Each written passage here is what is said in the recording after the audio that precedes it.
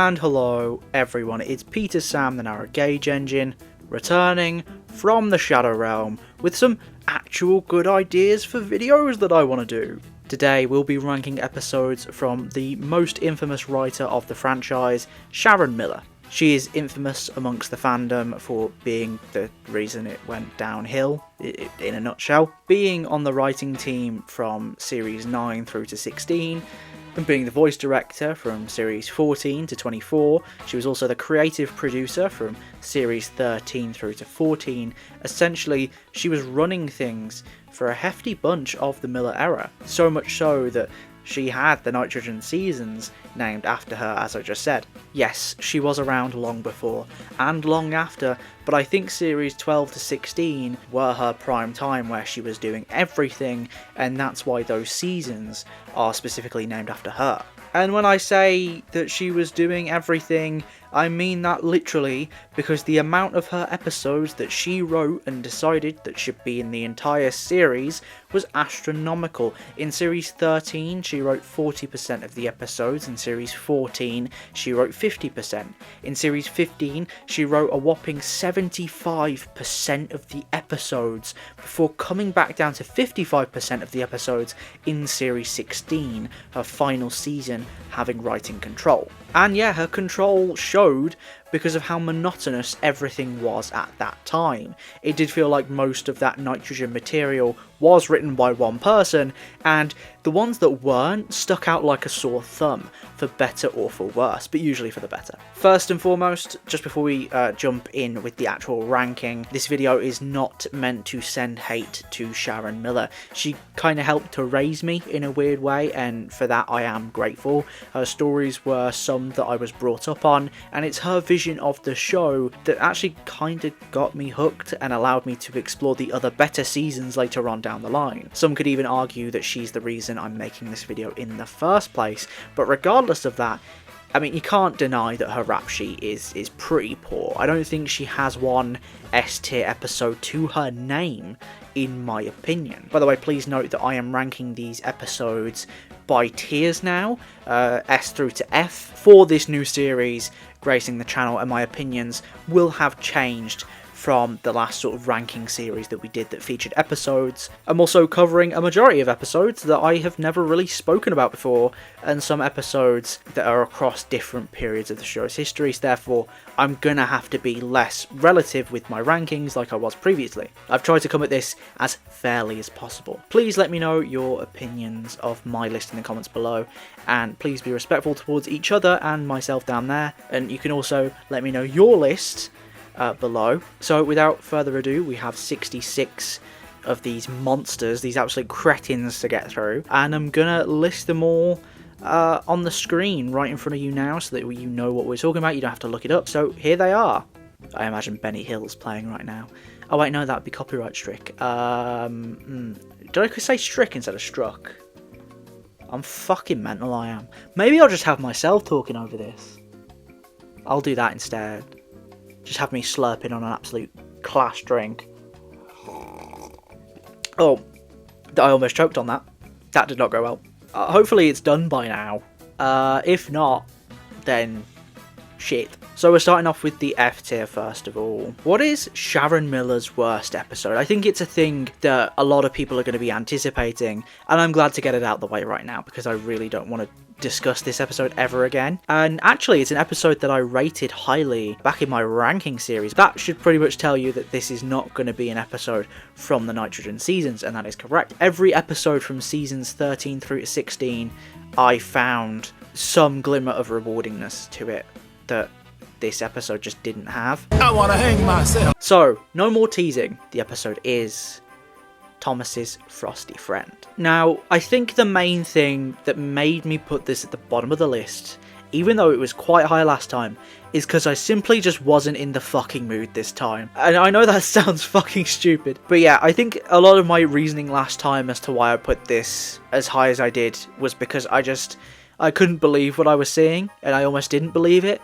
But now that I've kind of had to watch it again, I believe it, and it sucks. It's a 5-strike formula episode, and that is ridiculous, and it does nothing to service the already ridiculous concept of a snowman being attached to Thomas's buffers and him not realising said snowman is a balloon. Which, by the way, makes no sense, because does Thomas seriously think that snow is lighter than air? Also, the snowman is attached by like these weird like nipple clamp looking things, and once I saw those as nipple clamps I can't unsee them, so that adds another layer of just pure fucking facetiousness to this episode that just wasn't there before. All in all, I don't know why I rated this episode so goddamn high last time. It's the worst Sharon Miller episode, trust me on that. I'm looking forward to never watching this again, and I hope this episode burns in hell. Next up is Surprise Surprise from Series 15. Listen, I was very much considered. This is the only episode that I actually think I was in contention with Thomas's Frosty Friend, but even then, I think this episode just has a little bit about it that's just a little bit better than Thomas's Frosty Friend. First off, Stanley actually has a little bit of prominence in this episode at the start, and that's quite nice. However, him and Edward both, if they were just removed from this episode, it wouldn't have changed a thing. He was very much surplus to the plot, and so was Edward. Also, not to mention, this episode has 2 sets of, well, I say 3 strikes formulas. One of them is a 3-strike formula that is to set up the narrative, and then the other one is a 2-strike formula that is the narrative. So it just, I don't understand what that was. I don't understand what the thought process was. And the plot is basically that Thomas wants to hold a party for the engines at the steamworks, but he doesn't want to ask Victor because he thinks he'd say no, which I don't understand, because he very much would and does in the episode. And I don't think Victor's the sort of person that Thomas would really find that intimidating to ask a question. I don't know. It's weird. I don't really like a lot of this episode. I think a lot of it is unnecessary, and I think it does a lot of dancing around the actual plot. Well, the vague plot that is there, it dances around a lot. It really is just one of the worst episodes of the bunch. Trust me on this. I've had to sit through all these, so please, heed my warnings. Don't watch these ones. Don't watch this F-tier bunch. It's not for anyone. It's for 3-year-olds. If you're 3 and you're watching this, maybe give it a go. But unless you're not, then I'll just not put myself through that pain if I were you. Charlie, that really hurt. In number 64 is Charlie and Eddie. Just a little side note, I hate when episodes refer to Edward as Eddie. No one has ever called him Eddie. Why are we doing this? This is not... You can see how much I've drained from the intro, haven't you? Because I've realised I've had to talk about shit episodes now for the next fucking hour. I'm 30 minutes in and I'm only talking about 3 episodes. I'm going to have to quicken this up. This episode is pretty much just exactly the same as Playtime from Series 13, but the one thing that Playtime from Series 13 has that makes it good is Alicia Botti, because she is the comic relief of the episode, if you will. Also, Edward is characterised very poorly, being very susceptible to the opinions of others. And even when this episode is trying to be, like, intense, like they're trying to chase after Bertie at one point, that is very boring and very illogical. Like, Bertie is going at normal speed, and Edward is seemingly finding it difficult to catch up to him after racing Charlie around, who is probably much quicker. Also, one of the kids that like, Edward and Charlie pass his wolf whistles at them. I don't know if anyone's noticed this. This is, like, really concerning. I keep seeing these little things in these episodes, and it really worries me. I keep getting concerned about these strange phenomenon. The National Elf Service. There's few things that, like, really anger me with Thomas. Like, I'd say Thomas's Frosty Friend, it pissed me off a little bit, but I think there's one episode so far that's made me really angry, and it's not even Middle Engine, it's this episode, Henry's Health and Safety. The fuck is this? Do you want to know why it angers me so much? You want to know what really ticks me off? This is an actual quote from Tom Hat, by the way. Health and safety has a time and a place, and I think that's the most bullshit thing I've ever heard anywhere. Health and safety is one of the most founding important things of anything ever. It does not have a time and a place. It's here and now. It's here and everywhere. It needs to constantly be a thing that is monitored and kept to a high level of standard. So for the Fat Controller, the leader of the railway, to turn around and go, oh yeah, you don't have to do it all the time. Bearing in mind that the episode sets this whole moral up with trucks being left on the main line, which is incredibly dangerous, and Toby being broken down on the main line as well, I think. It's shit like that. It's like, how can you look at that and turn around and go, health and safety has a time and a place? How are those two things connecting for you, Mrs. Miller? For as much as I give you the benefit of the doubt, you're really not helping yourself at the start of this list, are you? But yeah, Henry was completely in the right all through this episode, and the fact that he's being portrayed as not is incredibly outrageous. Not magic, no. Henry's magic box, I don't know, man. It's really bad. The mischaracterization's awful. Like, Henry's so slow that I think he's realizing things 5 minutes after the average 4-year-old would realize it. I think the final scene is quite sweet, but even then, like, a lot of Henry's personality is, you know, I think it's meant to come across as endearing, and it's just coming across as the opposite. It's just uncomfortable and odd. Yeah, this one's really bad. Like, I feel like I'm going to be generalizing a lot in this list because, you know, I have 66 of these things to get through, but I'm trying to, like, be as specific as possible, but I just can't be. It's just bad. The final scene doesn't even really make up for it, as sweet as it is. It's just, you went through 7 minutes of pain just for that. It's like, well, that's like, I don't understand why he thinks that this box is possessed or that it keeps moving or something. I don't get it. I'm way up, I feel. Bless you. Bless. Up and Away, surprisingly, has redeemable qualities, and I can't believe I'm saying that. Fully taking note of the fact that Thomas is actually acting reasonably in Percy, but he's going along with Percy's really wacky and ridiculous ideas. Like, there are, like, little glimmers of things, right? So, I think one thing is the Mr. Bubbles sort of gag that happens where he is implied to be blowing up all these balloons, which is really weird, because why wouldn't you just, like, transport the unblown balloon and then blow them up at the party? But whatever. The ending, the red balloon that flies away at the start comes back. I find that really endearing. I think I actually lost my mind when I realised that they really did just leave that green balloon stuck in that tunnel. Like, I actually lost my mind. Like, I couldn't deal with it. It's Up and Away. It's one of the most, like, wacky, awful episodes of the Nitrogen era. The fact that it got this high is a surprise to me, to be honest. I didn't expect it to. Again, it's another one that I'm never gonna touch it again. I don't want to watch it again.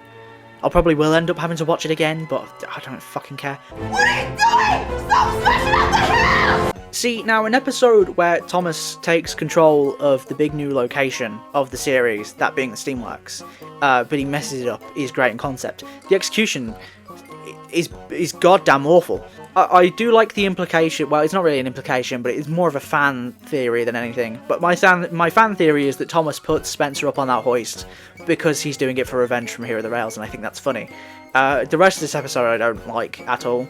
Like, Thomas has zero sympathy or empathy, or whichever word applies, for Kevin, who is constantly getting overwhelmed by Thomas's ridiculous demands. And yeah, I mean, it is basic multitasking, but, like, I still feel bad for him. Like, you can't not feel bad for him. He's just a little guy, man, and he just wants to help. And, you know, I just find the whole, like, resolution of the episode, it's a bit too obnoxious and long-winded for something that's really just very simple to fix. Like, I don't think they need to really flesh that out.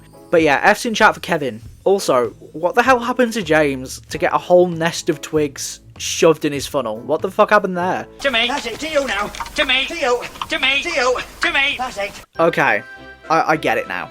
I think even at the time I got it, but I wanted to give the episode the benefit of the doubt. Yeah, Push Me Pull You is, like, really bad. The fact that I gave this episode 8th place, I don't think it's the most, like, shocking thing to ever happen, but I think it's bad. The mischaracterization's awful. The runaway sequence is possibly one of the worst I've ever seen. I think the one thing that kind of helps this episode out a little bit is the sets. And to be fair, I still defend the fact that I like that they put the 3 strikes element of the narrative within the runaway. I think that really benefits it.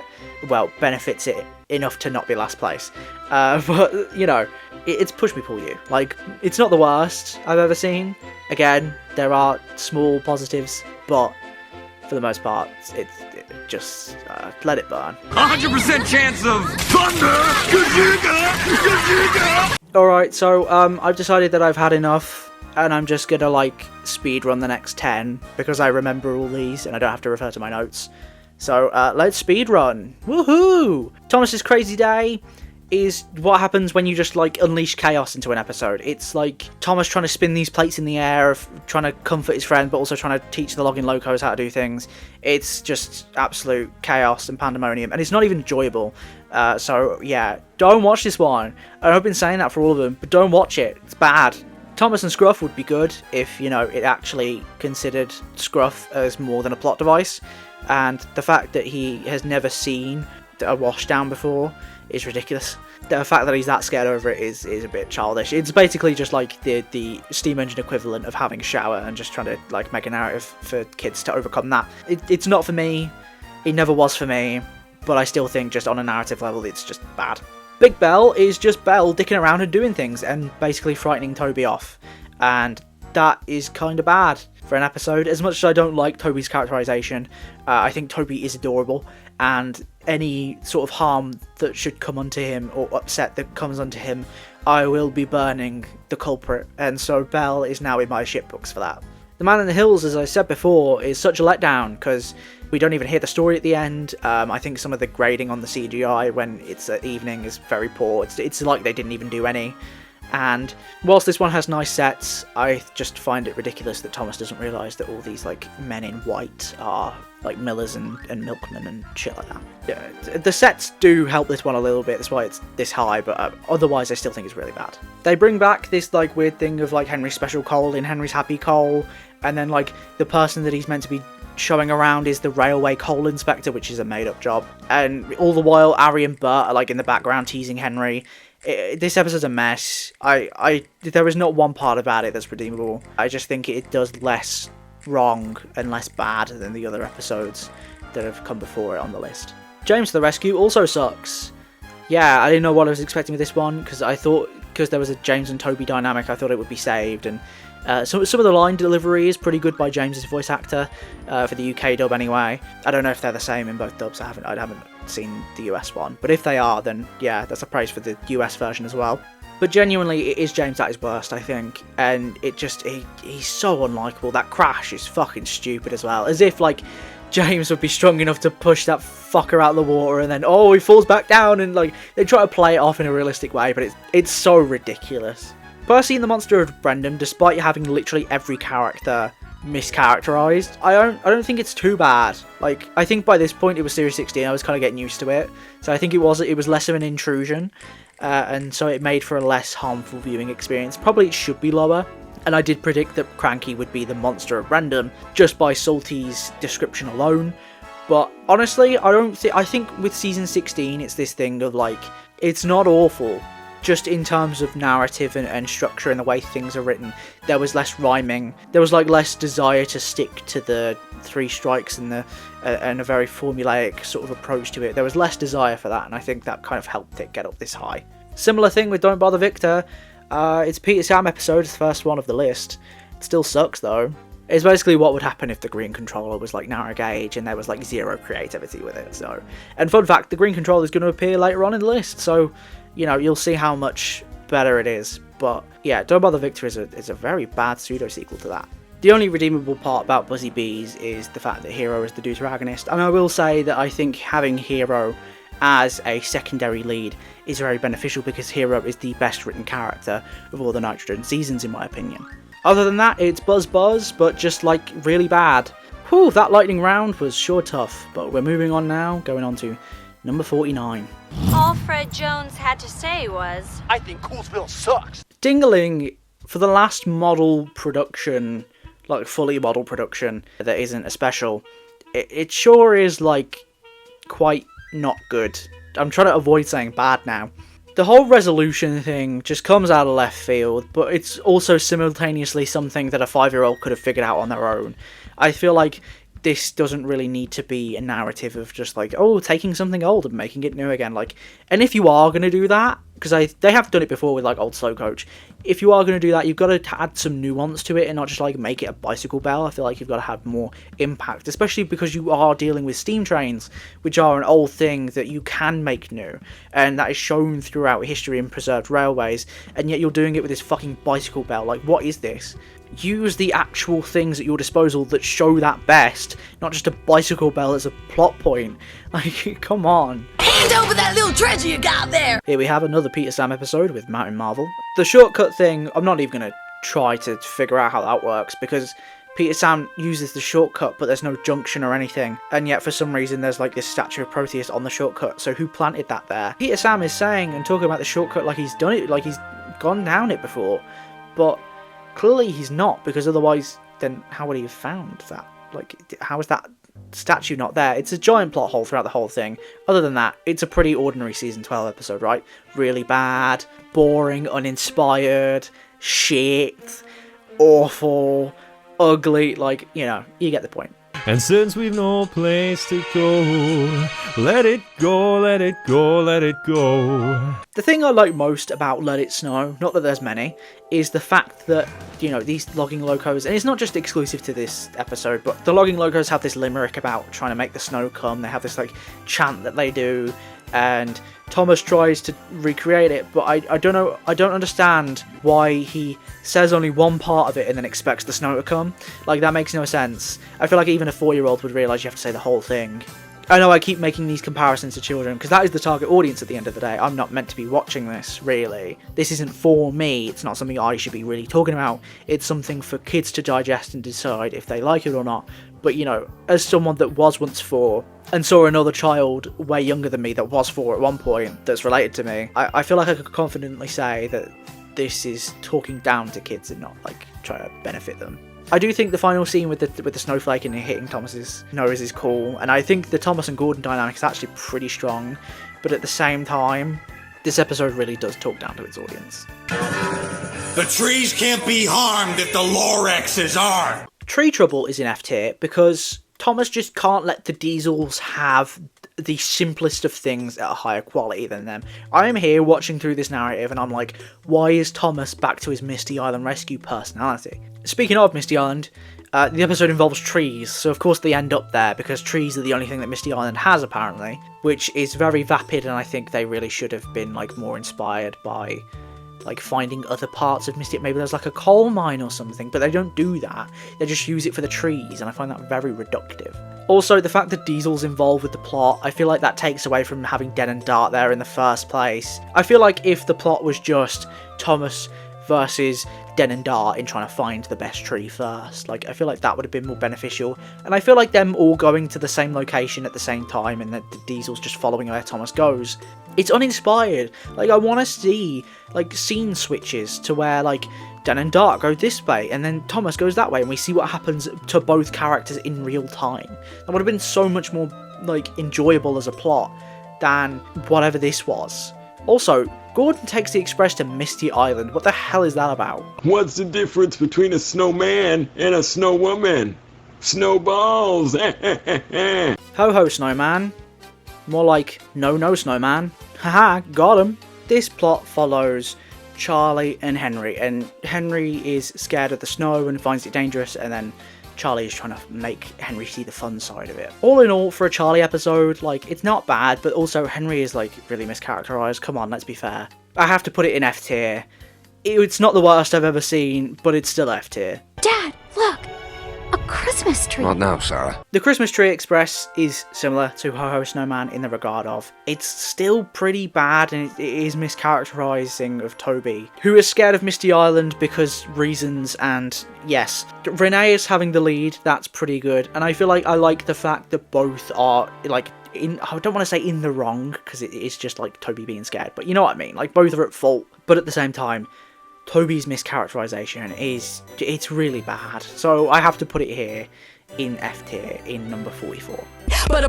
Tram Trouble, again, pretty uninspired. I don't really want to be repeating myself too much, but it's uninspired. The character of Flora is just a nothing burger of a character, despite how visually appealing that she looks, and her little carriage thing. Again, it follows the presumption that Toby would be scared or like frightened that he'd be scrapped because there's another tram here. And despite me liking how much Thomas wants to protect Toby, again, stop characterizing Toby like this. It's bad. Also, the plot is just nothing. The narrative is just Thomas trying to lead Flora elsewhere, and that's just the entire thing for a whole episode. And there's no difference. There's no creativity, ingenuity. There's no flow into something else. It's a very regimented plot, and that does not help it. Okay, Mario, you gotta find all the power moons and power up the ship. Okay, here we go. Topped off Thomas is about the Fat Controller losing his hat, and then Thomas has to go and find it, because, yeah. I can't believe that Misty Island Rescue, of all fucking things, has something over this, where I don't think the Fat Controller really cares about his hat that much. The motherfucker tosses it into the mist in that, and it's a great moment, and then he loses it here, and he's like, you better go find it now, I don't care about your other work. Like, the race at the beginning with Spencer's alright, and Spencer's inclusion in general makes the episode a little bit better, hence why it's sort of higher on the list. And I think the autumn scenery kind of helps it out a little bit, but the plot itself is just ass, man. Like, I don't want to spend an entire, 7-8 minutes watching Thomas freak out about a top hat and trying to find it. Also, Bertie wears the hat at one point, and I think that's pretty funny. I'm happy. Said the least happy man. Happy Hero, it had some promise, and then it just got blatantly really bad, like, from the moment that the 3 strikes kicks in. At the start, we have this mystery of why Hero is sad. Why is he feeling glum, and why can't anyone cheer him up? But then it just sort of, treads over old ground of, Hero misses his home. And then Thomas decides to take him to Misty Island, because that's kind of like his home, but not really, because how the fuck is an English island, or something that's meant to be vaguely English, anything like Japan? I know the Joby Log thing, but, the whole, biome is just so different. It also makes no sense, because if the biomes are so different, then why the fuck is the exact same tree growing there? But I don't really want to, look into the intricacies of trees. But yeah, Here Are the Rails had, 60 minutes to explore that idea, and this episode is, 10.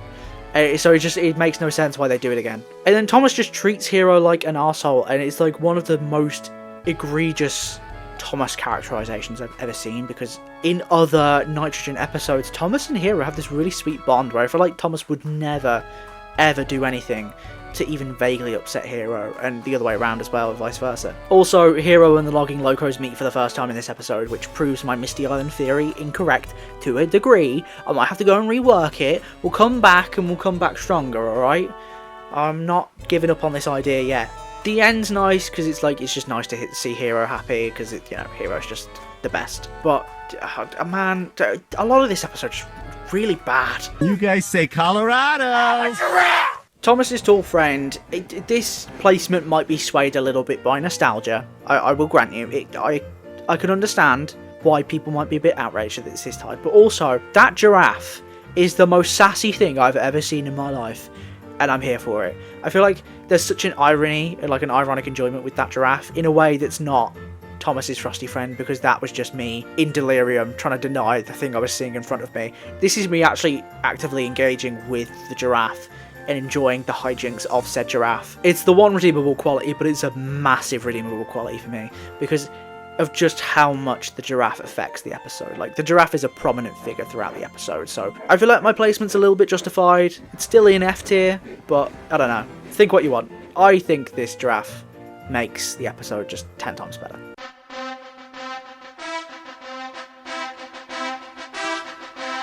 I'm sure the Ginger Engine will be pleased at this placement, because he loves Edward Strikes Out, but Jesus Christ, I am personally shocked that it got this high. The concept and the execution are two completely different things. The concept of Edward being resistant towards something new is not bad if you have these things, right? You need Edward to be a younger Engine at this point in time, so it's an earlier sort of flashback episode, which I don't think this episode is, because Cranky's there and everything. Also, you'd probably have to need it to take place on the Furness Railway, let's be fair. And you also don't have the character or the thing that he's, resistant towards be, a crane. Make it be Boko or sort of a Diesel character, or something new that's, genuinely actually going to affect him in a negative way. You can't just spawn in this crane that's actually going to benefit him, and there's no actual reasoning as to why it's a bad idea to have this crane, and then Edward just be upset about it. It just makes no sense. Edward echoing Gordon's sentiments is just awful. I really don't like that, especially since Gordon is a character who has proven time and time again that he is not perfect, and I feel like Edward would have seen that this is a very flawed argument from him. And also, this episode should have just been called Newfangled Nonsense, let's be fair. The naming convention of this one sucked. Let's get turned up, turned down for what? Just whistle while you twerk. The reason Emily and Dash is so high on my list is simply because it is part of that three-parter, but also because I think the warbling whistles thing is actually kind of cool. I don't think it's executed in the best way, but I don't think it's executed awfully either. I think Emily's incredibly unlikable due to her persistence of trying to find out how to do this warbling whistles thing and making Dash do it again at the cost of him running out of fuel. I think that's very inconsiderate, and I think it is actually quite unlike Emily. I think Emily is reasonable enough to where she wouldn't do that, despite me thinking that she's a piece of shit sometimes. But I also think Dash needed to stand up for himself more, so it is kind of like teetering scales, but much more in like Dash's favour, because Dash didn't really do anything wrong, did he? And I think the reason why this one is in F tier is also because it is part of that three-parter where this one sort of fails harder because the last two were actually kind of good. And we'll go on to talk about those soon, but for now we got to move on with the list. Well, hello there, my dear boy. Guten Tag, little Charlie. Again, playtime has this ironic enjoyment. I think Alicia Botti is actually very charming and funny. And it's cool in general that they reintegrated her, because she hasn't really been around since Series 6, I believe. I don't think I can think of another time that she was in an episode. I think people in the comments will probably correct me on that if I'm wrong. Thomas's characterization isn't the best. He's like valuing the opinions of others over his own work. But also the whole concept of like Charlie's coming in and he was the favourite engine of the mainland controller. And it's like, well, if he was the favourite engine of the mainland controller, then why is he here? You know, you think that the mainland controller would want to keep him. And also, this is a thing that's never brought up again. Charlie never has this sort of aspect of his character really acknowledged after this point. I think that's just really unfortunate. Especially since his character is just a reskinned Billy anyway. But yeah, apart from Alicia Botti, this episode is like really rough. And with that, we come to the end of the F tiers. We are approximately halfway through the list. Believe it, guys, Christmas, just a week away. Christmas is in a week. Woohoo! I am so happy about this information. And finally, we've made it. After about fucking half the list, we're at the E tier. And, it's not much better. Merry Misty Island is... yeah, as I said, it's not much better, is it? I just think this entire plot is a bit unnecessary. It's kind of sweet, because it's the whole, like, Bash, Dash and Ferdinand have never been to a Christmas party, or they've never had one, and Thomas tries to hold his own party on Misty Island, and I think that's quite sweet, but I don't understand the actual story, because it just seems like the moral is ask for help when decorating, and I just think that whole, like, the story itself is just an afterthought in comparison to the concept of Christmas being held on Misty Island. It's not an F tier episode. It is a league above it, and I think there's a clear quality difference because I think there was some care put into it. Especially when we get to see, you know, what both Ferdinand and Bash and Dash are doing in real time, and the swap from perspective.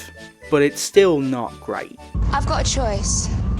Stay at home with my mum, my boyfriend, my job, or chuck it all in for danger. Again, another one that I'm surprised is actually this high up, but here we are. Don't Be Silly Billy is not an F tier episode, and I can't believe I'm saying that. Somehow, half the list was worse than this, and I think the worst thing about this episode is Billy's character, and I think outside of that, it's not too bad. I feel like Thomas is actually being a very reasonable protagonist. I like that Billy has the basis that he has. I think Billy's basis, yeah, I've seen it in real life at the Black Country Living Museum, and I love it dearly. It's such a spunky little adorable basis, and the fact that Billy has it, it's quite cool. I do think most of people's hatred of this episode does stem from Billy as a character, and I can't blame them because he never really got another episode again, did he? I don't think he even got one. So most of what we see of Billy is this bad character, and so I can understand why people don't like Billy because of this, but also you do have to understand it is an episode where he has growth, and he goes from being an unlikable character to a decently likable character. I don't think he's the most likable in the world, but he's sound at the end. Like he's not got problems. It is just a shame that all of his positive interactions are crammed into like the final minute. So in that terms, yeah, it's very wonky episode, and it doesn't really display much likability from the character it centres around.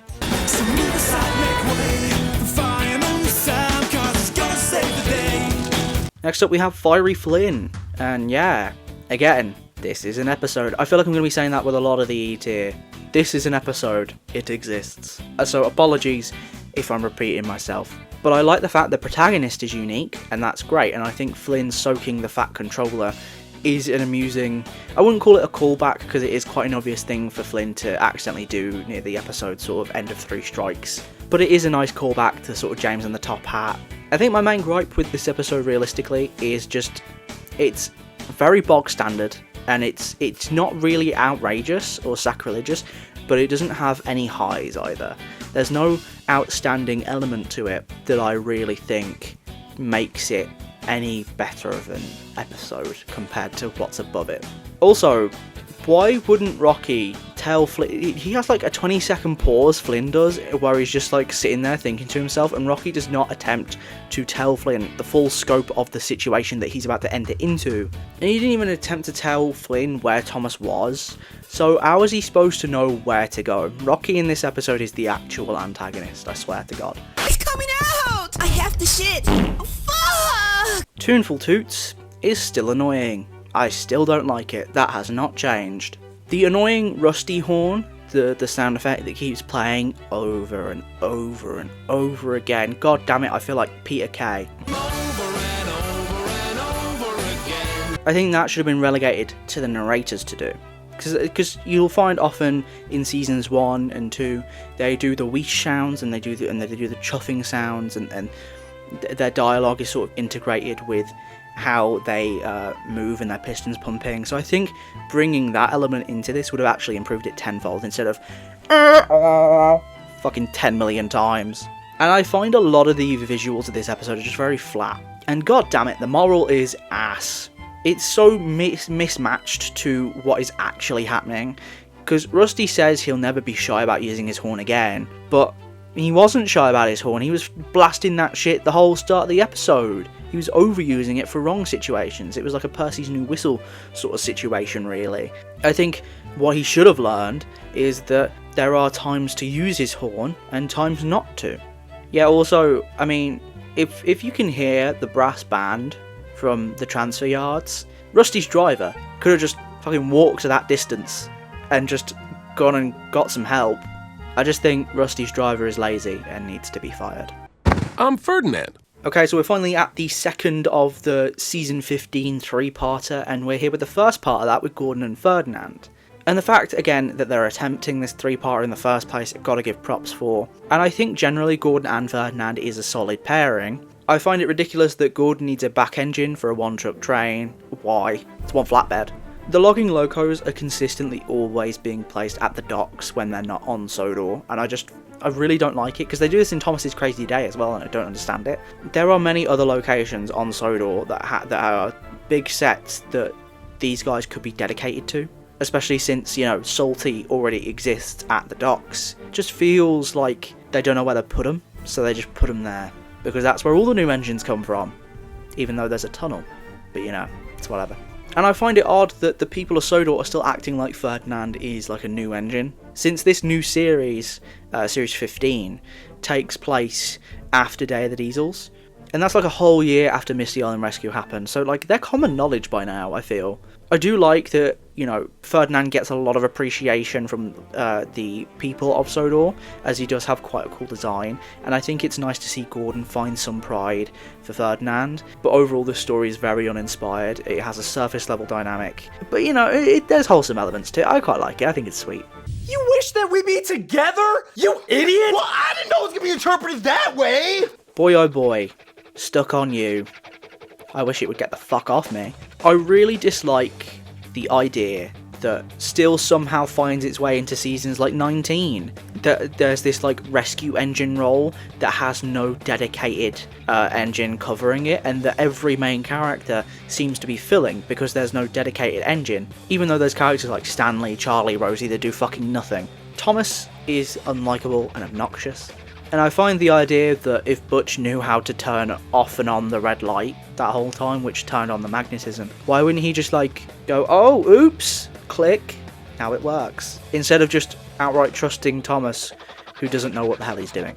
I also find the idea that they're ignoring the first emergency for a second emergency, which is just as un-emergency-like, ridiculous. Why are they just like not focusing on the first emergency and then getting around to the second when they can? And they're not even emergencies. Like, it's just like a wheel's fallen off of an engine. Oh dear, like it's not life or death, is it? I do have to say though, the thing that puts this in E tier is the details are quite sweet. Like the birds on the telephone pole when Thomas arrives at the steamworks, and then the Fat Controller's enjoying this muffin as Thomas leaves Knapford Station. Like, it's cool that there are little intricacies that are just like there to see, and I just like the idea that Butch has got like a lead role as well. That is nice. And how do you jump? Oh, you press the A button! Jumping Joby Wood is a weird one.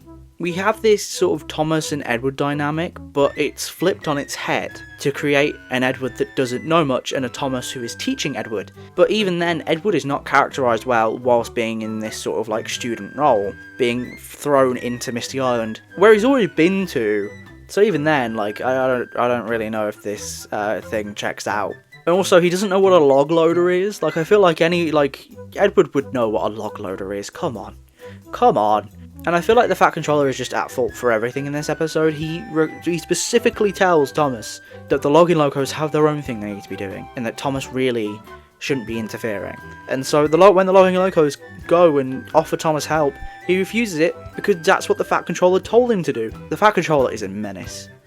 I really don't like. That's like 2 episodes now where he's been like an absolute demon. And listen, maybe I've just been conditioned. Maybe the toxins of these 3 little hillbilly motherfuckers have gotten in my head. But honestly, I don't think Bash, Dash and Ferdinand are that bad. I hold my hands up with it. But really, I don't mind them.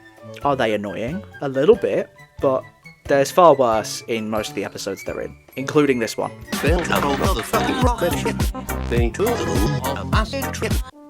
Thomas and the Spaceship, again, very, like, it's an odd one. But not in the same way that Jumping Joby Wood was, or Stuck on You, or any of those other ones that I can't remember now. Because I think that this episode is just entirely not for me. And I know that none of them really are for me. I'm old, and old people shouldn't be enjoying this. But I think anyone can really enjoy anything, let's be fair. There's just fucking age limits and shit, it's stupid. I think the idea that Sharon Miller puts forth of the lights in the sky, which is actually just Jeremy, but being a spaceship, I feel like that's fair, because I don't think a small child would realise that that was Jeremy. So I feel like, yeah, I'll let you off, Sharon. Alright, I'll let you off this time.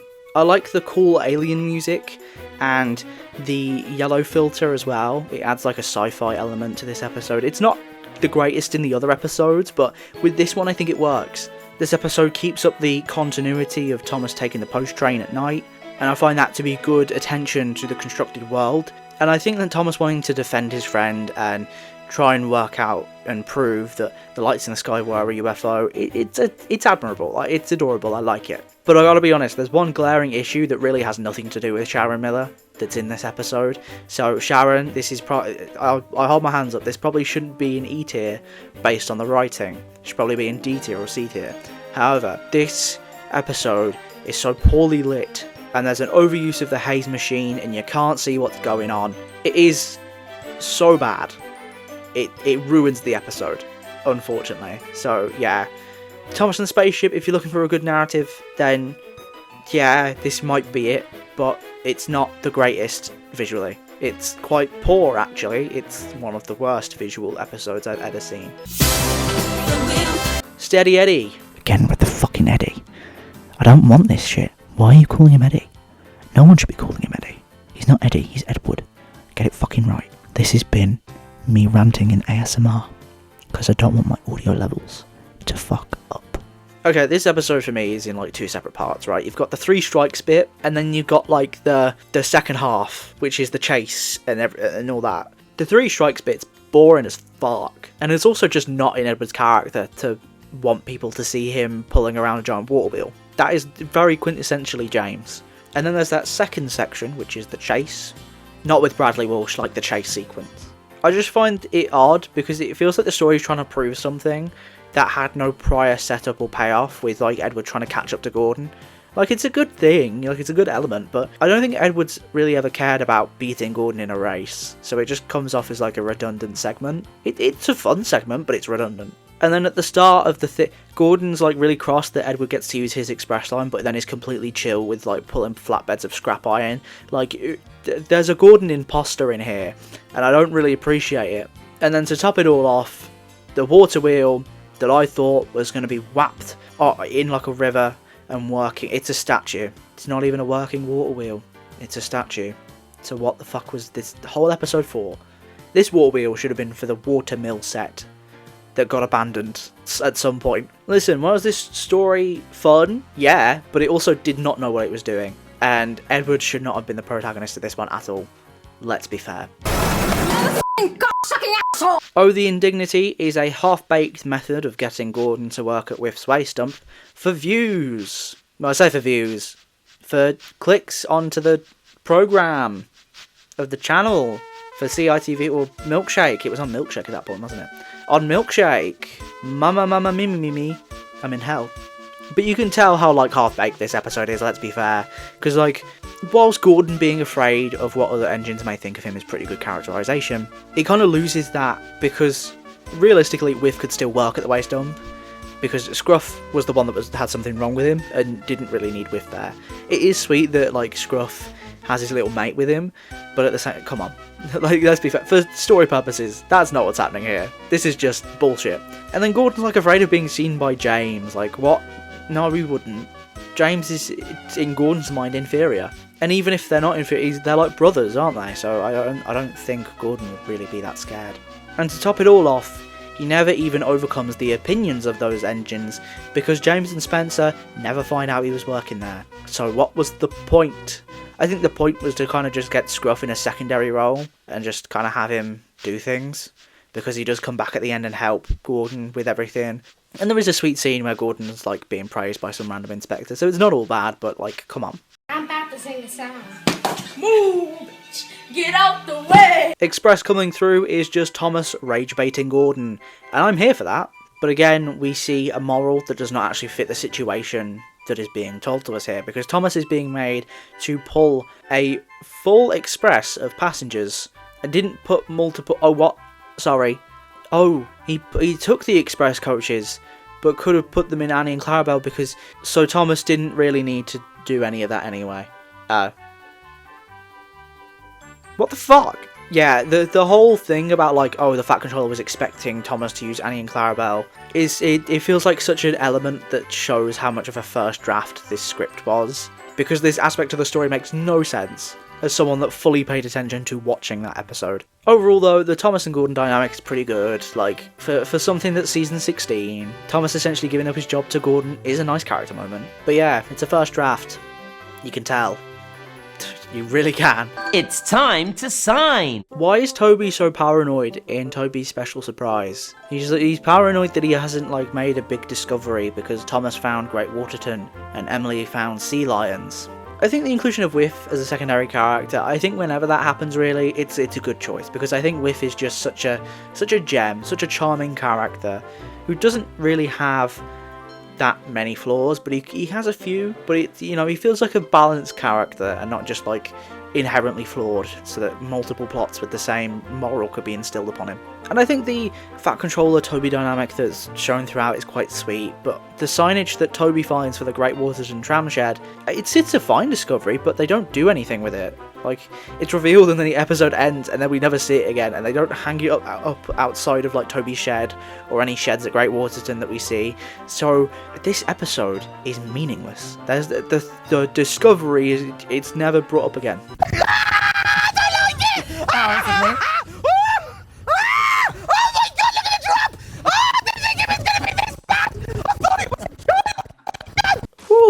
E tier was much shorter, thank God, but getting somewhere now, and we're on to the D tiers.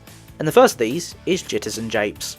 I think it's cool that the introduction of Jitters and Japes pays attention to sort of the Fat Controller and his personal life. And whilst a giant portion of the narrative is Thomas disappointing Dowager Hat again and again, Dowager Hat never really explains why she isn't enjoying herself, so it would have saved so much bother if she had just said, and the narrative would have been quickened up so we didn't have to spend time just wasting time. I think it's an unrealistic characterization of Dowager Hat to be a thrill seeker, because all the old people I know enjoy going slowly and a bit more sort of chill, but it does make for a fun character, so I'm not going to bash this episode too much for that. And I just think the end montage with Thomas racing around and Dowager Hat just being all excited, it really was charming. It was nice. I enjoyed that. Also, when Toby says jingle my bell, that sounds like a euphemism, especially because it's not Christmas. Dirty fucking box, man. Hop aboard my bus, enjoy the ride. Ah, yes. Thomas holding Bertie hostage shows Sharon Miller can live her fantasy of making the absolute most of Misty Island by having every single character she can visit the goddamn fucking hellhole. That is the whole plot of this episode. Thomas just grabs Bertie and takes him along. It's a nice revisit of the Thomas and Bertie dynamic, and Bertie's actually characterised fairly well, but it is obvious that the concept is what I just explained it was.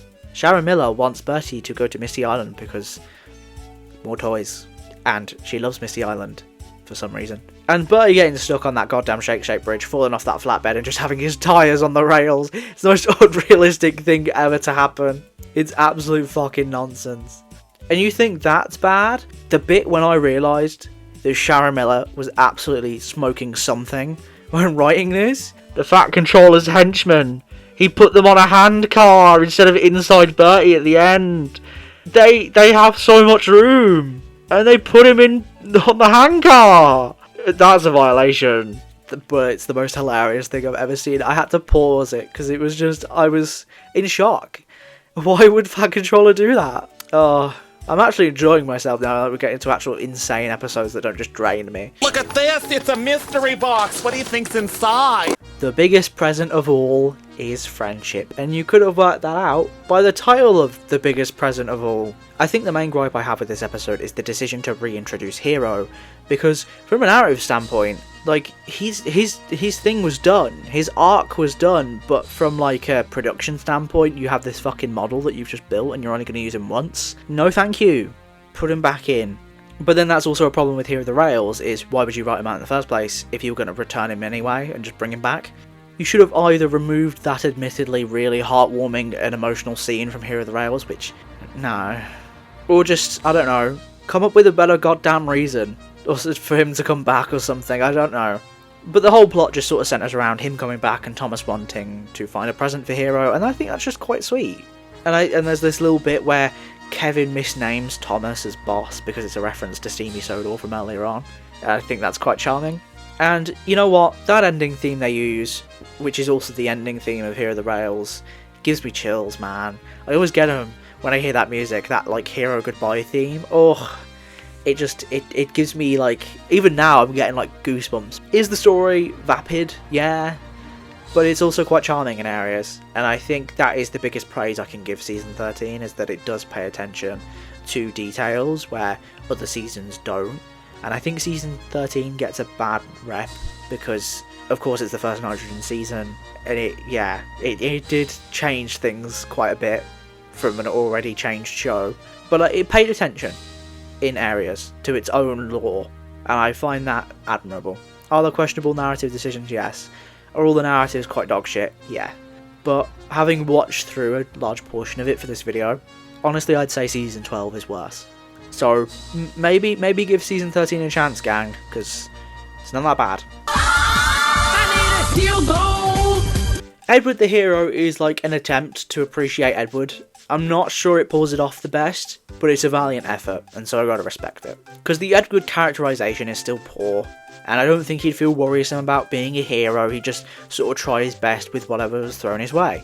And yet again we see Edward taking inspiration from Gordon, because Sharon doesn't learn. I think the thing that I think people will gravitate towards is just Edward doing good deeds and simply being himself for an episode, and I think that element is pretty strong, even though he is still mischaracterized. And I think the concept of realising to be a hero takes kindness, gentleness and humour is cool, but again, with Steady Eddie before it, Edward is not the character. He is not the one. Percy, Charlie, Rosie, any of them would have been a better fit. Double, double, toilet trouble, Umbridge is a big fat bubble. Double, double, toilet trouble, something wicked, yes she is. We're back to season 13 with this next one. It's Double Trouble. Siloam Hat is an icon. Can't convince me otherwise. I do find it really funny that he is just like wearing the exact same outfit and is exactly the same as the Topham Hat, but just has a mustache. And I would like to know if Topham and Loam are twins, because if they are, this has such strange implications for why he's so unsympathetic with Donald and Douglas and Bill and Ben at various intervals. Like, he never really understands why they do what they do. So it is a weird addition to the plot. Like, he never really understands them as twins, if that makes sense. It creates a weird piece of lore to add if he is a twin. The core cast of characters being Thomas, Edward and Gordon, the three main Blue engines, I think is great, and they all have very good dynamics with each other. And as much as this plot is very basic and menial, it's a decent amount engaging, with good mystery elements and an overall far more cheerful and wacky tone, which honestly I quite like. This is America, land of dreams. When I ranked Heave Ho Thomas last time, I didn't really like it and I didn't really give it much praise. And I still am not going to do that, because I don't think it really deserves that much praise. Because Sharon Miller is engaging with stereotype. She's writing the American character, Hank, as overly happy and obnoxious. And whilst not all Americans are like that, I mean, there's a certain American on a certain list that runs the country in some sort of way at the moment that is like that. So this one kind of aged well, didn't it? I think Thomas's stubborn side re-emerging, like that season 2-esque thing coming back, I think it's something. I'm not sure if I personally am a fan of it, but I can see why people would appreciate that. Overall, I think the narrative is deader than my nan, but it's safe. What is it? It's Crane. The first CGI episode is a cranky one, which is weird because the first Brenner era episode was a cranky one. Like with how Express coming through was sort of Thomas rage-baiting Gordon, this episode is cranky rage-baiting Thomas. And whilst the narrative itself isn't great, there's a lot of little things that I really like the moment when Cranky picks up Thomas. It's badass, it's filmed very well, it's a good sequence, I think it's very strong, it's the best of the episode. I think Thomas putting his feud with Spencer aside so he can get his jobs done is admirable, and they use the music from Buster 1 Mole 0, and that is one of my favourite bits of music from Robert Hartshorn, so there's that. And there's this cool little bit where Kevin says, "Give Cranky my best," which shows they always knew that they wanted Kevin to have this admiration for Cranky 4 seasons before they did anything with it, and I think that's just so cool. And then the bit when Cranky snaps and breaks is pretty cool. Like, it's a lot of little things that make up how good this is and how high it is in the list. But the narrative itself is a bit wonky and a bit iffy. I don't know how to describe it, it's just a bit... That's the noise for this episode. I will be ranking them by noise next episode, and the noise for this one is... Some kind of bone. It's just a branch. It's a tree bone. I might do something funny with this next one, hold on. And the next episode that's on the list is Season 10's Thomas's Tricky Tree, because the winter aesthetic on the wharf is kinda cool. Duncan's shitheadism is hilarious. The 3 strikes formula is used unremarkably, and Sir Handel's characterization is quite nice. I think this episode would have worked if it was the first Skarloey Railway centered episode of the hit era, because it shows off all of those narrow gauge characters and their prime location pretty well. I can't wait for the levels of this bit to be shocking. Old Wheezy Wobbles is again characters going to Misty Island because why not? I do think it's very funny when all the engineers and like the driver goes under the fucking machine and tries to fix it, and then they just get covered in smoke and they just disappear to the smoke monster that's just living in fucking Wheezy. But I do think this narrative, it gets really unrealistic when Thomas comes back with Dart and then just takes Den by himself. Like, I feel like Dart should be listened to here and Thomas should have taken both of them.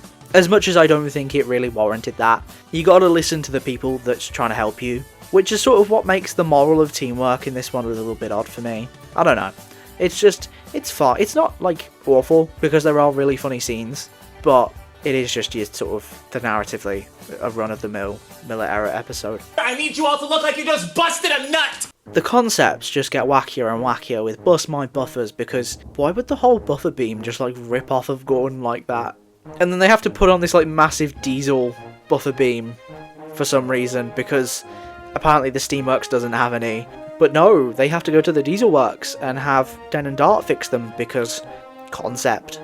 I do like that Mavis is characterised as stern and motherly, and Gordon listens to her, because that is such a cool character moment, and it shows Mavis's growth, and the respect that engines have now for Mavis. I think the turnaround in Gordon's opinion is far too rushed, and I think the episode definitely focused on Gordon's unwillingness too much, and not the change of opinion over time. But I like that it also undoes a lot of the prejudice that Day of the Diesels put forward with its narrative structure.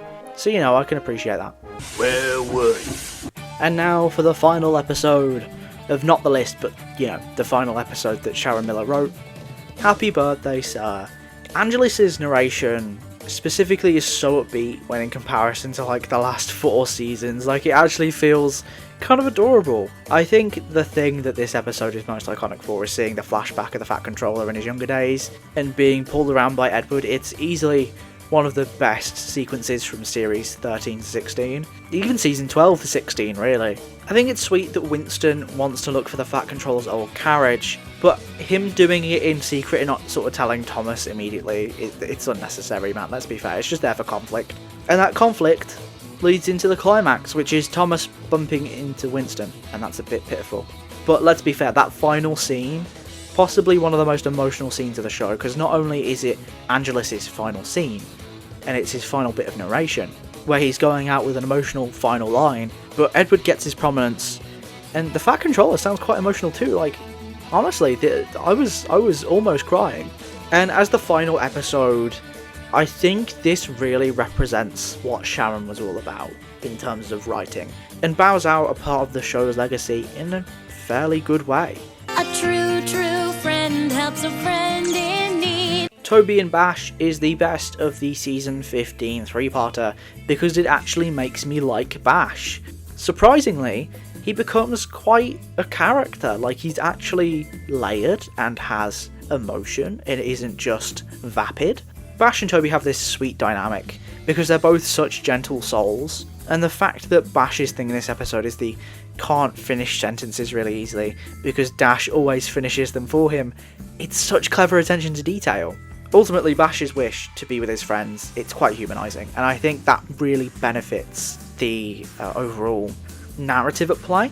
Also, why is the Fat Controller like so unequal with the rewards that he gives each of the engines? Ferdinand gets to parade around a heavy-ass statue. Bash gets just to help Toby do average jobs. And then Dash gets his own fucking party. Like, what the hell? One of these guys got severely less of a reward than the others. I'm just saying. Oh my god! Cocaine! We can all breathe now. We're back to the model shit. And we're with Follow That Flower. I think it is kind of funny to see James lose his shit at Thomas being overly obnoxious. And if Thomas goes in reverse at that point when he backs into the shed, then how does he not immediately see the trail of flour that he's left behind and realise that's how James was finding him? And forget all that, why is James's job pulling one singular truck of flour? But let's be fair, the use of larger scale models throughout the episode is cool. The montage of Thomas and James shunting is quite wholesome, and the music uses a lot of the Great Discovery soundtrack. So, I mean, it's bad in some aspects, but good in others. It's what I'd call the perfect D-tier episode, which is why it's the highest D-tier episode. I think it's quite shocking that for a woman that wrote like 65, I think it's 66 stories, that only 1/6 of them are actually any decent. Don't get me wrong, D-tier had some high points, and it wasn't necessarily like badly flawed, but there were still inherent flaws within them, and this is what the C-tier is for. It's for episodes that have a few flaws but are generally okay. And the first one we're going to look at is Race to the Rescue. I do like the idea of Flynn's fear of travelling by road, as He hasn't done so in a long time. We never actually really see him travelling by road before. So I think it's actually a concept that it's very smartly executed because it takes note of past episodes where Flynn has never been on the road. I think adding the various instances of road vehicles being broken down and adding to the sense of fear for Flynn is a bit unnecessary. I think if they wanted a 3 strikes formula, they should have added various obstacles on the rails to delay Flynn instead, as Flynn would have just ignored Bertie and Butch anyway, as there's literally a fire going on. It makes no sense for Flynn to stop and help Butch and Bertie when there's a bigger emergency at hand. And I think if they did that, then Flynn going back to help Butch and Bertie later on would have felt more like growth as opposed to clearing up his mess, which isn't really applicable. As I just said, there's literally a fire. Also, I do just want to mention that Thomas is used really well in this episode. I think for a nitrogen episode, this is a great example of how to use Thomas as a secondary role. And it is just generally nice to see that all the characters who would usually have background roles have that primary focus now. It's not without its flaws, it's not perfect, but you can really see the easy fixes to improve it. I think the one thing that I really champion Splish Splash Splosh for is its dynamic with Thomas and Rosie. I really like that focus within the episode. I think it just is one of the better dynamics of the nitrogen seasons, and I do think this one just has a lot of little things that really make me like it. I mean, of course I can't ignore the big elephant in the room, nostalgia. Yes, I'm very nostalgic for this one. It's probably what puts it in the top 10 for me, but I still think there's elements that make it a C-tier episode. For instance, the Fat Controller covering Alicia Botti with his hat. It's quite a humorous, cute moment between the two of them. And Rosie coming to Thomas's rescue again just adds to that dynamic. And then when Thomas is faced with that same temptation of going and splashing through puddles again, he resists it, and I think that's great. And I think the moral of being just more mindful of your surroundings and stuff like that, I think that's a very unique one. I don't think they really do that very often again, and I just really like that moral in general. It's not the best, it's still C-tier, but for what it is, I really like it. Ben's salty soup has stalled the Blue Kitchen. Right, Ben, what you been up to? Despite Salty Surprise being the dodgiest name of an episode known to mankind, I think the characterizations in this one is what makes it stand out. I think Edward is pretty much in his characterization, or he's at least in it the most that I've seen out of all of these episodes. And I just think generally Edward wanting to get Salty a Christmas present is just quite sweet. Pun intended, yeah, salty, sweet, yeah, oh, fuck off. I think the presents that Edward goes and gets, they're a bit weird, I can't lie, and that is the thing that makes me question this characterization of, like, he is, yes, kind of in his personality, but he's also been stupefied. And not like the Harry Potter kind of stupefied, they're just plain stupid. And I think Salty's character has actually aged incredibly well, because he's someone that is appreciative, but he has his boundaries and actively always refuses, politely so, Edward's offers of gifts. And it's nice that just he inadvertently provides Salty with these stories, which is what Salty really wanted anyway. I think Salty Surprise is just very wholesome. Like, I don't think there's really any unlikability to it.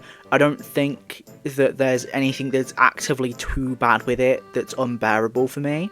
And I think generally this is just sort of like the better version of The Perfect Gift from season 18. I still think that. So yeah, W Salty Surprise, I guess. I got the backup, you know, because I got the staff. You remember me with the staff? Oh, I didn't look in the file. You have a staff.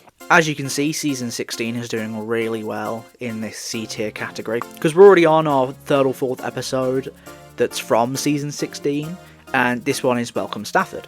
I think having Spencer as the sort of flawed, unlikable protagonist is not only something that should have happened way sooner, but it's also just refreshing, because this part of the show, the Steam team are massively involved in almost every episode. It's just nice to have someone else take the reins for a little while.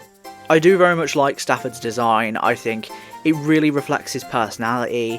I think his concept, his design, everything just sort of about him, it's quite smart and it feels like it's thought through.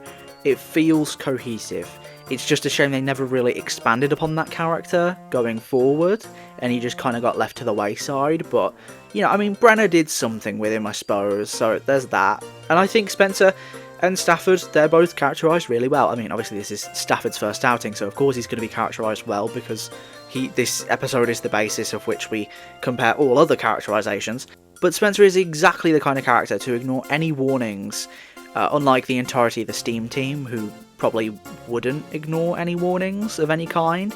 And so this plot really works, especially pairing him with Stafford, a meek character. I would also like to know, if Stafford's battery keeps running out, who the fuck is shunting him to these charging stations? Who's doing that? Or is he just teleporting there? It's very odd, because you just see him sort of slow to a stop, and then, like, Spencer goes back to the charging station, and he's just sat there. Who brought him there? And it is nice that at the end, Spencer runs out of coal. It's a nice flip of, like, oh, Stafford had his battery keep running out, and now Spencer's source of fuel has now run out. I like that idea. It's a nice contrast. It's a nice flip of roles there. Genuinely one of the most cohesive season 16 episodes that I've seen. Again, not perfect, probably not even close really, but it's a start. It's very easily could be improved upon, just with some changed dialogue and making it sound a bit more natural, but generally I don't really have a problem with this one. I once ate a bug that was the color green, but the ER said it was a poisonous thing. Ah yes, the James B. livery episode. What joys!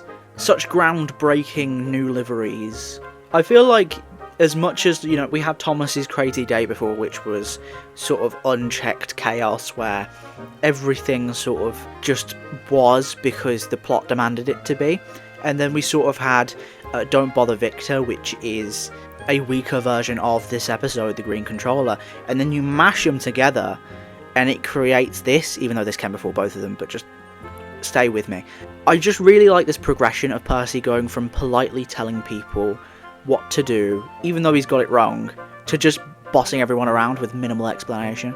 If anyone's watched, like, the Traitors season, that I don't know when this is coming out, but I'm filming it, and it's like almost, we're like near the end now, but does anyone remember Fiona from the Traitors this season? Because that just feels like this. Just this person that's got a massive bee in their bonnet, pun intended, and it's just wreaking havoc because, yeah, funny. But it feels more natural in the Green Controller because Percy is exactly the correct character to do this with. I don't think Peter Sam was a great fit for Don't Bother Victor. It does seem odd to me that Percy didn't realise his mistakes when the engines were objecting at first, so I don't understand how he suddenly flipped to take note of them when he sees them all on that bridge. But I think the resolution's nice. Like, Thomas doesn't tell Percy the answer. Percy realises and works out these weird sayings that Lady Hat came up with by himself. And I think that whole aspect of the plot where it's like Lady Hat is saying these like idioms and it's confusing Percy, I think that's done brilliantly. I think that's my favourite part of the episode. Although I do think that Percy shouldn't have accidentally worked out that Gordon should be pulling Vans. He should have accidentally thought that Gordon should be pulling Old Slowcoach, because I think that would have been funny. That would also require them to make a model of Old Slowcoach for no reason, but also, if it's for the funnies, you gotta go all out for the funnies. Like, let's be fair here. Is Percy a bit too dim? Yeah. Are the models of the humans a little bit ugly in this one? Yeah. But I think this kind of chaos is exactly my vibe, and so I'm not going to be one to hate on it. You are a pirate! You're hard-fitted indeed! In Thomas Sets Sail, we have another episode of Thomas making boneheaded decisions because, yes. I do think this one sort of has, like, set design and props over a lot of the other episodes that have Thomas making boneheaded decisions. Like, I like the leaves across the tracks. It's like a nice touch. It really conveys the windiness. I am surprised they didn't have to close the railway because of that. I think it just proves that, you know, fucking UK railways are kind of shit. But, you know, it's not, I'm not mad. I'm not mad. There's a fair handful of cameos in this one, and that's nice. And I like the idea that the mast becomes unravelled and the wind blows Thomas with that mast and that momentum carries him. I think it should have resulted in a runaway and maybe a crash. I think they kind of skimped out there, if I'm being honest, and I think they should have done that. But the whole episode can be summed up as fine. It's perfectly enjoyable, but it doesn't wow me. Awesome. I have 241 people wishing me happy birthday. And no real friends. So we're here at the last C-tier episode, and this is the first episode of Sharon Miller's that ever saw the light of day, and that is Thomas and the Birthday Picnic. I am nostalgic for this one again, must say. Do I care? Not really, because I think if I was that nostalgic for it, because I think I would have easily put it in B tier if I cared that much about it, because it actively isn't atrocious, and I can see how someone could really like this episode. It's a lot slower and it's a lot more chill. It does have stakes, it has cakes as well, and I think everyone is actually fairly in character in this one, which is quite surprising. Sharon Miller is renowned for these mischaracterizations that we talked about all the way through F tier, and into E tier and D tier, and yet here, I think this is like one of the most solid characterizations I've ever seen, and it was the first episode as well, so it shows that Sharon actually did start out as a really sound writer. I just think maybe the power kind of made her want to go in a different trajectory, and I don't like that trajectory, and not many people do. Anyway, the episode itself, I think the 3 strikes formula is used well. It's only taking up some of the story here, and I think the dynamic between Thomas and the Fat Controller in this one is good, even if the Fat Controller is acting like an utter cretin. I don't get how Thomas gets to that conclusion that the Fat Controller's mother should get surprised by all the engines whistling. It's a bit silly and it's a bit of a cop-out, but ultimately quite wholesome. I could be your hero, baby. Really? I would prefer me just kiss from me the pain. We've made it to B tier now, and B tier, it's only got 2 episodes in it. Although I'm sure you could have worked that out by the fact that we're like halfway through the top 10 already, but you know, you get the point. Anyway, Hero helps out again. It's just a really nice episode. It's just really wholesome. I think Hero and the Fat Controller's interaction at the start of the episode, it's quite funny, it's surprisingly well written, and I like how Edward is the other engine who sees the Fat Controller acting oddly. It sort of reaffirms that close bond that is seen in Happy Birthday Sir, other episodes, and I think it's fun to see Hero like almost act as controller so he can kind of keep the Fat Controller from being more frustrated. It comes from a place of worry and concern, and again, it just shows how genuine and humble and honest and wholesome Hero is. But it does bring up a nice parallel to the Green Controller, where Percy's controller duties were just unchecked chaos, and Hero's is all about keeping things running as best as possible with the wisdom that he has. I would love to know how the Fat Controller knew that Hero caused predicaments across the island, and why is he cross at Hero merely trying to help him out the best he can? Like, because if I saw Hero acting like that when I confronted him, I honestly would kind of let him off, but, you know, this is just an L for the Fat Controller, that's all I'm saying. A massive fat L, ding it on his massive fat bald head. But to be fair, at the end, the Fat Controller does reassure Hero, so, you know.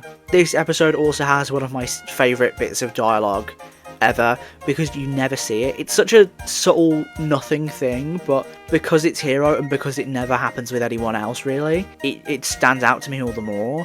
Hero, when he approaches Percy, he asks him how he is, and you don't really see that. Like, I'm trying to think back on other times when I've seen that. Maybe it was in one of the specials at one point. I think it's just quite sweet. I think it just plainly shows how wholesome, how caring, how nice Hero is. I really need to like move on to the next one, because otherwise I could just yap about how nice Hero is for days and I wouldn't need to eat or sleep or anything. Where'd I put it? Wait, it's over here somewhere. Oh, where did I put my car? I spoke about this episode in my Thomas Defended series, I think it was episode 2 or 3, and it's safe to say that what I said there, I think it still applies here, I'll be real. As much as I said that, you know, this is about new opinions, my opinions have evolved, and as much as that was a defence, and this is more of a fair judgment, I still think a lot of what I said there applies here.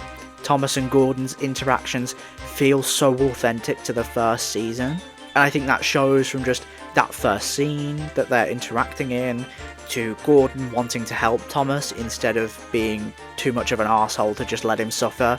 The runaway itself, you know, it's called Thomas and the Runaway Car, not Thomas and Gordon kissing. What the fuck? The runaway's okay. It's fine. You get some cool cameos in there, and that is a good use of 3 strikes. I think having it in the runaway is a perfectly valid way to use that. And yeah, this episode does follow that overdone plot of like Thomas not being coupled up to a train properly, or like not waiting for something and having to learn patience and shit, you know, like, and I think that does hinder it because series 11 is chock full of those kinds of plots, you know, like Thomas and the Lighthouse and probably like other ones. But that's really the only criticism I have, that it is a good episode that teaches the same thing that other episodes that are less good teaches it. So that's really more of a hindrance on those other episodes than this one. And it firmly sits in 3rd place. Would you like to see a magic trick?